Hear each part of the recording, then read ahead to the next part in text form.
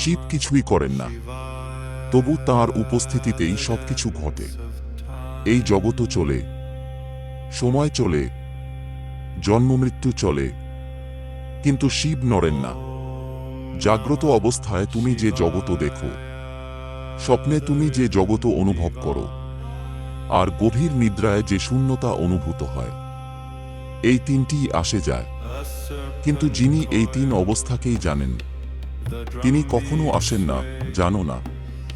শিব ধ্বংস নন, শিব শূন্যতাও নন।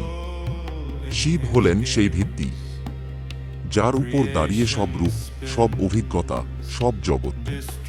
রূপ বদলায়, অবস্থা বদলায়, অভিজ্ঞতা বদলায়, কিন্তু শিব বদলান না। শিব মানে যে বাস্তবতা সবকিছুর আগে আছে, সবকিছুর মধ্যেও আছে, আর সবকিছুর পরেও আছে। এই নীরব উপস্থিতির নামই শিব।